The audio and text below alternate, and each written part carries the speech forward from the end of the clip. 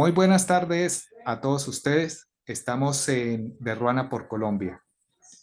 El día de hoy tenemos una perspectiva técnico-jurídica al riesgo tecnológico incendio empresa Bravo Petroleum en Barranquilla. Hechos sucedidos en diciembre del 2022 en la empresa Bravo Petroleum, ubicada en la zona industrial de Barranquilla, a una distancia del aeropuerto Ernesto Cortizos de aproximadamente 22 kilómetros.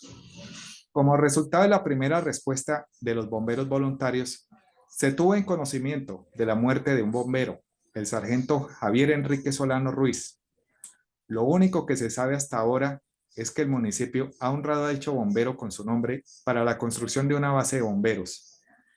Según se conoce de la muerte de este suboficial, fue por un colapso de una estructura dentro del incendio. Al respecto, lo que se conoce hasta el momento es que existe una indemnización por un valor de 200 millones de pesos por concepto de una póliza de seguro de vida. Desafortunadamente, el bombero se acostumbró, se mentalizó, producto de la academia y de las erráticas doctrinas, a llegar a casa con lesiones graves o permanentes o en una caja de madera, para ser luego elogiado como un héroe que yace bajo tierra. Se desconoce hasta el momento en cuanto a pérdidas económicas y cantidad de combustible incinerado, que fueron aproximadamente 4.000 barriles de combustible para automóvil. ¿Cuántos galones de combustible fueron recuperados durante las maniobras de enfriamiento y extinción de dicho incendio? ¿La empresa Bravo Petroleum tenía algún plan de respuesta a emergencia? ¿Contaba con sistemas de extinción y suministro de espumas? Sumado a esto, ¿cómo el Ministerio de Minas dio un aval de operación para este tipo de empresas sin la existencia de una póliza de riesgos? Además, se tuvo conocimiento que en Barranquilla y al parecer en ninguna ciudad del país no se contaba con agente espumante para estos casos, que en teoría es responsabilidad de la Dirección Nacional de Bomberos. Conexo a esto, responsabilidad de los municipios y de los comandantes de bomberos. Lo que se conoce hasta el momento es que el Aerocivil o el Grupo de Bomberos Aeronáuticos dispusieron una máquina con tripulación, la cual realizó un recorrido de departamento a departamento, Santa Marta, Barranquilla, para apoyar la extinción de dichos tanques. Se desconoce cuántas cantidades de espuma fueron utilizadas de Aerocivil. Se observó presuntamente el uso de vehículos y personal para responder a un riesgo que ya estaba minimizado o reducido por los chorros maestros de los buques remolcadores que desde el río Magdalena mantenían en refrigeración constante. Se puso presuntamente en riesgo la operación aérea. Además, se expuso personal de aeronáutica civil a riesgos por encima de sus capacidades, ya que hasta el momento no se ha evidenciado la competencia de entrenamiento ni los equipos adecuados para este tipo de incendios. Hubo silencio de la administradora de riesgos laborales, que para estos casos debería o debió haberse pronunciado en cuanto a la cobertura de riesgos laborales por la magnitud y severidad del riesgo, el cual no fue analizado por la Autoridad Aeronáutica ni por la Dirección Nacional de Bomberos, Distrito de Barranquilla. No se contó con personal ni equipo especializado para este tipo de emergencias. Se observó presunta impericia, impulsividad, protagonismo y materialización de riesgos, porque se inyectó agente extintor a los tanques. Se observó que los elementos de protección personal utilizados por el personal de Aerocivil ya se encontraban presuntamente vencidos y en mal estado, ya que la autoridad aeronáutica no aclaró este tema. Se observó que se generó un pago de horas extras al personal. Estas horas extras pagadas por concepto de cobro de Aerocivil a aerolíneas, por concepto servicios de protección al vuelo o seguridad aérea, para atender o responder una emergencia que era de una empresa privada. Además, se encontraba por fuera del rango o jurisdicción que se tiene por reglamento, lo cual se presume no era una emergencia aérea. Además, se avisoró que no existe un convenio de ayuda mutua. La autoridad aeronáutica respondió con un convenio de ayuda mutua, el cual estaba firmada por el entonces señor Juan Carlos Salazar Gómez, y este convenio estaba entre la DIMAR y el Servicio de Salvamento Aéreo de Aerocivil SAR. mas no de bomberos aeronáuticos, por diferir de su objeto o alcance. Presuntamente se han vulnerado o violado la Ley 12 de 1947, por la cual se adoptan los convenios de aviación civil internacional. Al presuntamente evidenciarse el incumplimiento, violación a la seguridad de la aviación civil. Contamos hoy con el doctor Andrés Felipe Ruiz Yucuma, quien nos va a dar una explicación sobre lo que se expuso anteriormente. Doctor Ruiz, bienvenido a Erruana por Colombia y los micrófonos son suyos.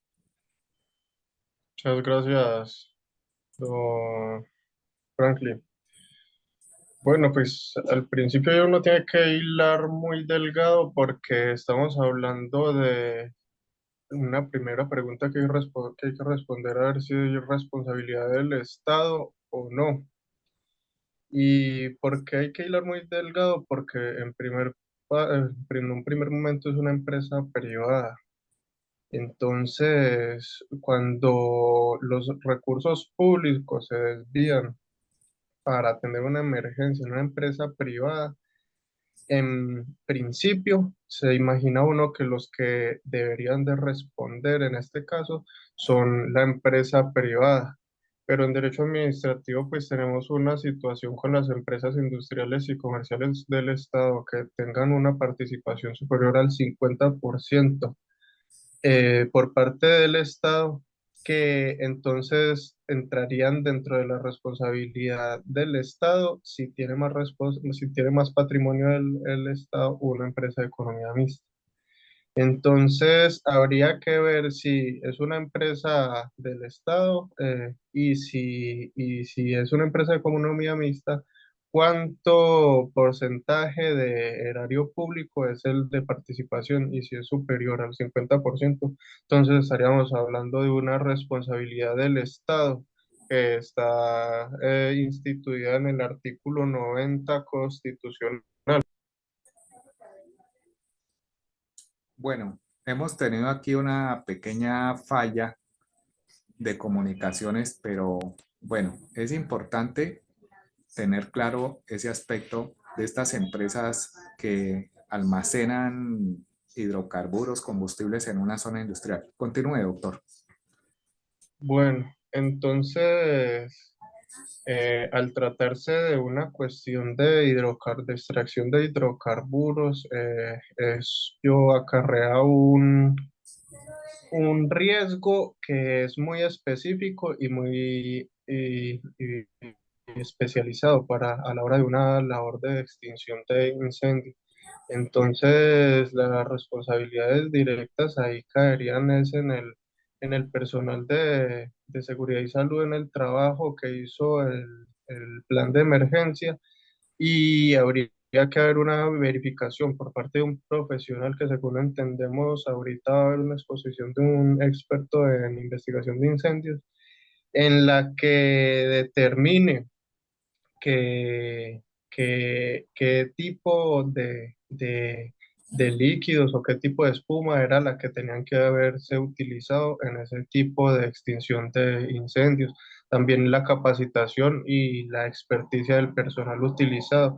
Es decir, estas empresas de hidrocarburos deberían de tener propiamente dicho una estación de bomberos dentro de ella, pero estas son situaciones que se las pasan por encima, más aquí en Colombia, porque aquí se puede hacer, porque aquí hay una especie de flexibilidad normativa con respecto a las normas de seguridad y salud en el trabajo que no tienen otros países, por ejemplo, como España, o en Estados Unidos, donde las normas técnicas de seguridad y salud en el trabajo no solamente son de conocimiento público, sino que todo el mundo utiliza bien las herramientas del trabajo y los elementos de protección.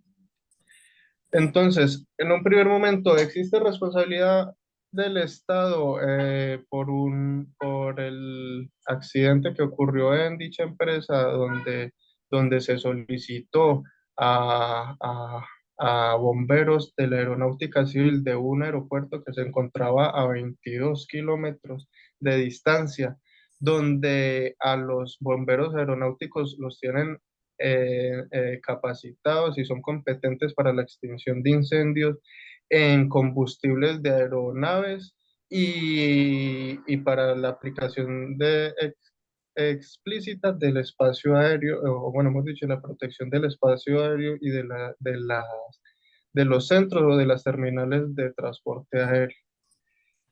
En este sentido, entonces, hay que empezar a saber si ahí hablaron de una indemnización de 200 millones que se daba por concepto de un seguro de vida que según entiendo tienen los bomberos.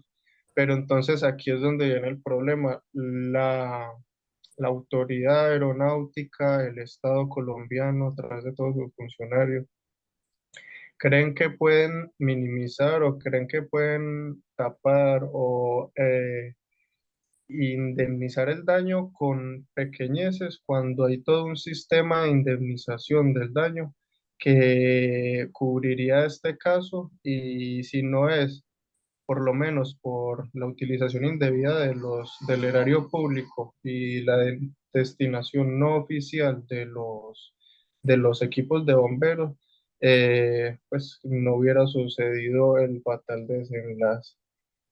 Entonces, acá no solamente vamos a hablar de una responsabilidad del Estado pecuniaria, una responsabilidad que tiene el Estado de indemnizar aún la pérdida de un ser querido,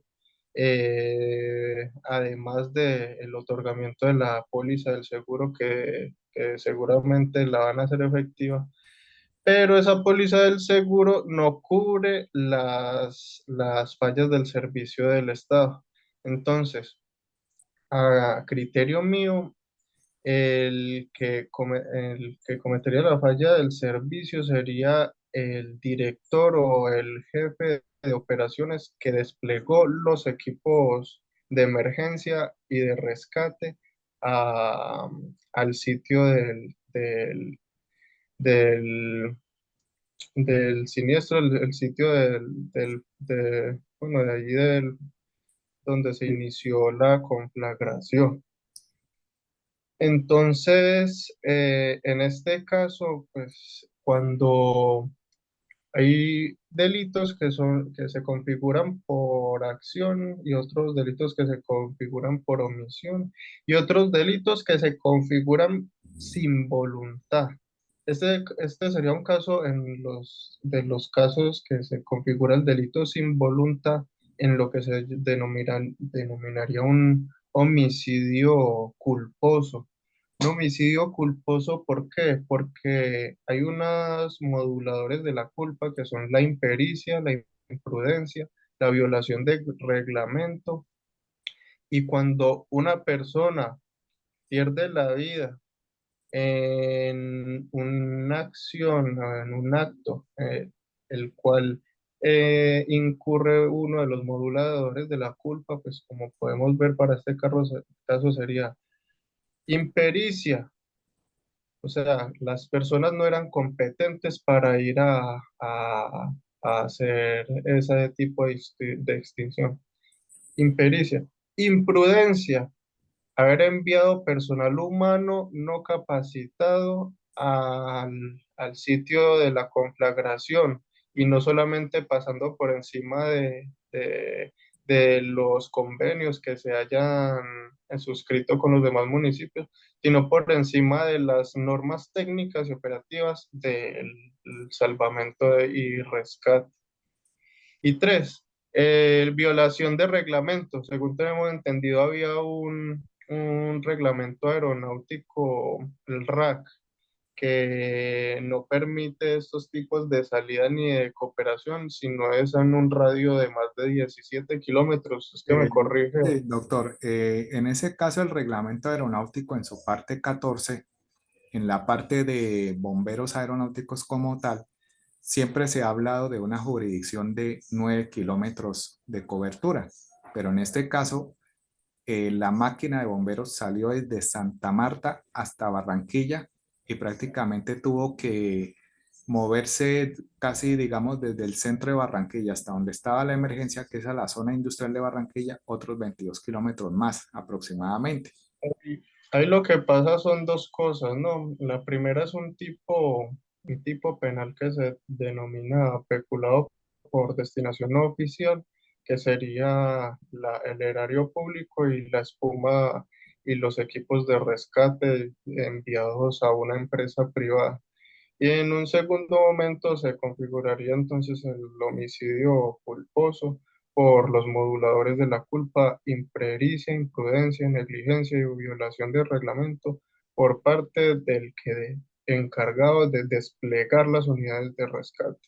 Entonces, bueno, el objetivo de esta explicación es dar un concepto sobre todo de la impunidad y de la falta de reparación del Estado por el desconocimiento de las personas y precisamente para eso es que estoy yo aquí, para instruir a las personas que cuando se les causa un daño por parte del Estado, existe un artículo que es el 90 constitucional que le exige al Estado la indemnización por el daño antijurídico causado por sus servidores públicos, tanto por acción como por omisión.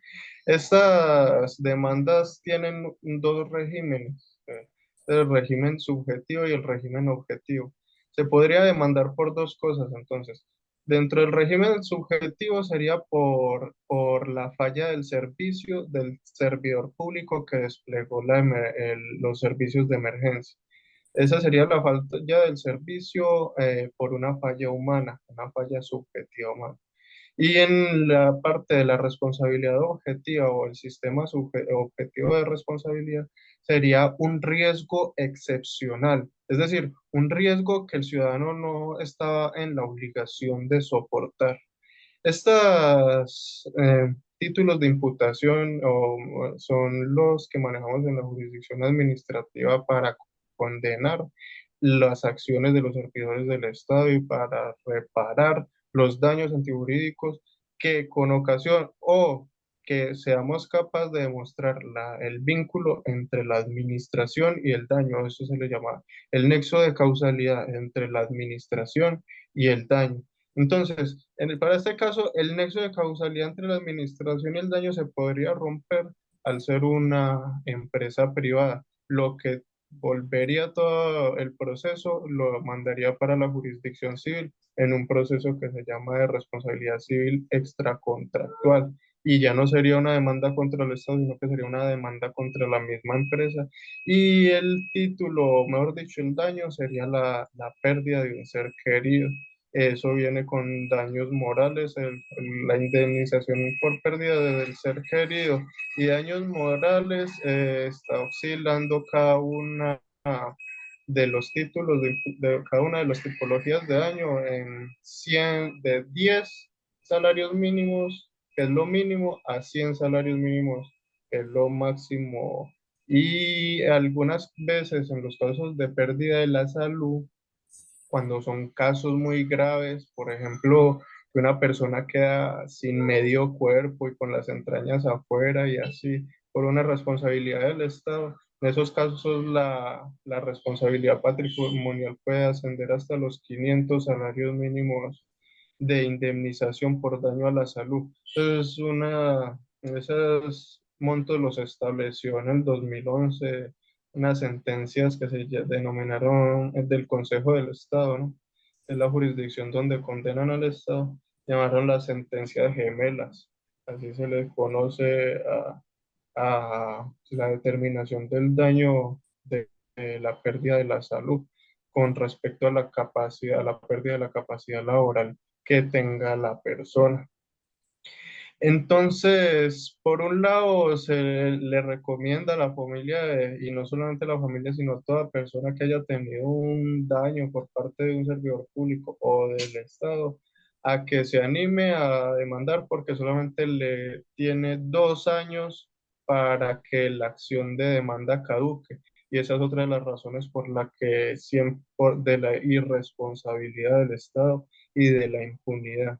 Otra de las cosas es que la familia debería de haber hecho la denuncia en la fiscalía para que se iniciara normalmente la investigación o por lo menos hacerla de oficio un fiscal al ver la noticia. Pero esas son situaciones que tampoco suceden, por lo que hay veces a organismos de participación ciudadana o cualquier otra persona, por ejemplo, un bombero compañero del servidor público que se murió, está en la facultad de poner la denuncia ante la fiscalía para que persigan al responsable del tanto pues del peculado por destinación no oficial como del homicidio culposo. Eh, es Por parte de cualquier ciudadano se puede hacer una denuncia según el artículo 95 constitucional que obliga a cualquier ciudadano que ve cualquier acto contrario a la ley, lo obliga a denunciar. Pero ese artículo es, bueno, es muy poco práctico y las personas en Colombia lo utilizan muy poco porque la mayoría prefiere guardar silencio para no tener problemas, para no haberse inmiscuido en problemas, para que no lo llamen a declarar, porque eso son labores engorriosas. Pero en un país decente, los homicidios se persiguen y los daños ocasionados por parte del Estado se indemnizan. Y para eso es que estamos, pues, los expertos en derecho administrativo intentando, pues, coger caso por caso a ver qué es lo que podemos sacar como indemnización. Y pues no, yo creo que eso es todo, Franklin. Pues sí, doctor, yo creo que ha sido muy buena su exposición porque pues desafortunadamente en los cuerpos de bomberos, tanto aeronáuticos como de estructura oficial y los voluntarios, han sucedido muchas situaciones y a veces lo que impera es la ley del silencio, la ley de la amenaza, de la intimidación. Se sabe o se tiene conocimiento de que en algunos cuerpos de bomberos voluntarios les tienen un régimen prácticamente lo que se podría llamar relación laboral encubierta porque los están obligando es a prestar un servicio en donde existe un alto riesgo, donde el bombero prácticamente no tiene ninguna cobertura en cuanto a riesgos laborales. Pero es bueno que la familia del bombero que falleció en ese incendio de Barranquilla se pudiera comunicar con usted, doctor, y pues si no lo puede hacer, está este canal de Ruana por Colombia. Y pues, doctor, si usted gusta, puede citar su número de contacto, cómo comunicarse con usted para que la familia, si logra escuchar este mensaje, pues se logre comunicar y de pronto de algunas otras situaciones que ya se han evidenciado en muchos cuerpos de bomberos. Las personas que me quieran contactar bien lo pueden hacer con usted, don Franklin, y me hace llegar la anotación. Bueno, doctor Andrés Ruiz Yucuma, muchísimas gracias por este espacio otorgado a Ruana por Colombia y pues en una próxima entrega se estará entregando la parte técnica, el análisis técnico de esa emergencia ocurrida en Barranquilla. Muchísimas gracias a usted y a todos los escuchas. También muchas gracias y que tengan un feliz día.